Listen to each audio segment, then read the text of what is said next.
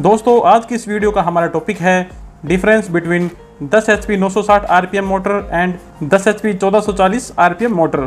यानी कि दोस्तों जो हमारी 10 HP की 960 RPM की मोटर होती है और जो हमारी 10 HP की 1440 RPM की मोटर होती है, उन दोनों में क्या डिफरेंस है, इन दोनों मोटर्स में क्या डिफरेंस होता है, कौन सी मोटर का यूज किस जगह किया जाता है। दोस्तों ये दोनों ही मोटर 3 फेज इंडक्शन मोटर होती हैं। आप सोच रहे होंगे कि 960 RPM मोटर की तुलना में 1440 RPM की मोटर अधिक करंट लेती होगी और उसका बिजली का बिल भी अधिक आता होगा। ऐसा नहीं है दोस्तों, ये दोनों मोटर लगभग एक समान ही करंट लेती है और इन दोनों मोटर्स का बिल भी लगभग सेम ही आता है। आगे इस वीडियो में हम देखेंगे कि कौन सी मोटर अधिक करंट लेती है।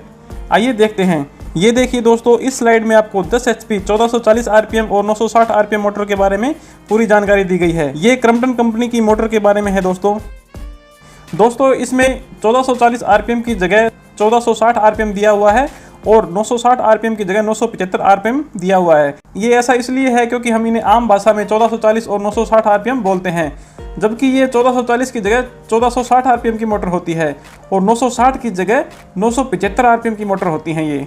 आइए देख लेते हैं इन दोनों मोटर्स में क्या डिफरेंस है। देखिए दोस्तों, इसमें सबसे पहले आउटपुट दिया है।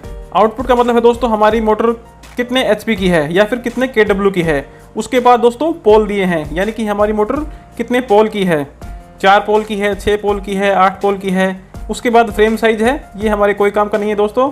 उसके बाद दोस्तों ये जो FL RPM दिया हुआ है, ये फुल लोड RPM है दोस्तों। इसके बाद है FLC एम्पेयर, यानी कि फुल लोड करंट एम्पेयर, यानी कि हमारी मोटर फुल लोड पे कितने एम्पेयर करंट लेती है। उसके बाद अगला है दोस्तों FLT, यानी कि फुल लोड टॉर्क, यानी कि हमारी मोटर पे जब फुल लोड होता है तो हमारी मोटर का टॉर्क कितना होता है। उसके बाद एफिशिएंसी दी हुई है, FL यानी कि फुल लोड पे हमारी मोटर की कितनी एफिशिएंसी होती है, 1/4 लोड पे हमारी मोटर में कितनी एफिशिएंसी होती है और हाफ लोड पे हमारी मोटर की एफिशिएंसी कितनी होती है। उसके बाद अगला दिया है दोस्तों पावर फैक्टर, फुल लोड पे हमारी मोटर का कितना पावर फैक्टर है, 75% पे कितना पावर फैक्टर है और जब हमारी मोटर पे हाफ लोड होता है तो उसका पावर फैक्टर कितना होता है, ये दिया है। और लास्ट में है दोस्तों नेट वेट kg, यानी कि हमारी मोटर में कितना वेट होता है। दोस्तों आज हम 10 HP की मोटर के बारे में बात कर रहे हैं, तो हमारी 10 HP की मोटर 7.5 किलोवाट की होती है।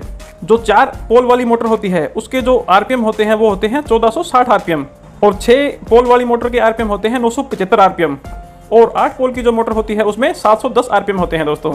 ये अलग अलग पोल की मोटर अलग अलग RPM की होती है दोस्तों। जो हमारी 1460 RPM की मोटर होती है उसका फुल लोड करंट दोस्तों 14 एम्पेयर होता है, जबकि 975 RPM की मोटर 15 एम्पेयर करंट लेती है और जो उससे भी कम RPM की मोटर है यानी कि 710 RPM की मोटर है वह 16 एम्पेयर करंट लेती है।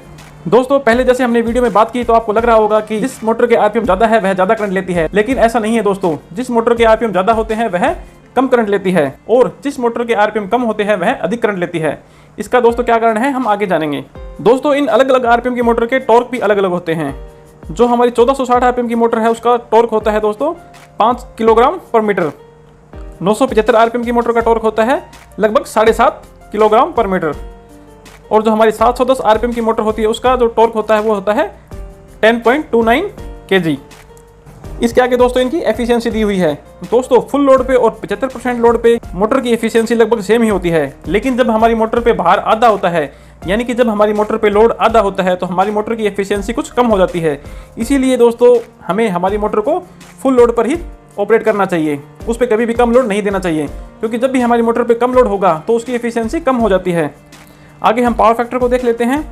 ये भी दोस्तों सेम ही है। जब हमारी मोटर फुल लोड पे होती है और लगभग 75% लोड पे होती है तो इसका पावर फैक्टर लगभग सेम ही रहता है, लेकिन जैसे जैसे इसका लोड कम होता है वैसे वैसे इसका पावर फैक्टर घटने लगता है।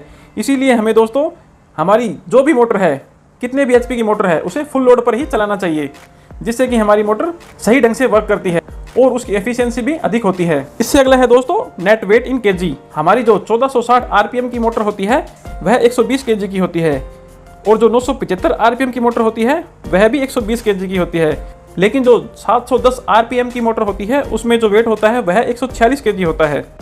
दोस्तों हमारी मोटर के RPM जितने कम होते हैं हमारी मोटर उतना ही अधिक लोड दे सकती है और इसका स्टार्टिंग टॉर्क उतना ही अधिक होता है, जबकि अगर हमारी मोटर के RPM अधिक होते हैं तो हमारी मोटर कुछ अधिक लोड पे दबने लगती है और वह अधिक लोड नहीं ले पाती और उसकी स्पीड कम हो जाती है। इसके खराब होने का खतरा भी बना रहता है।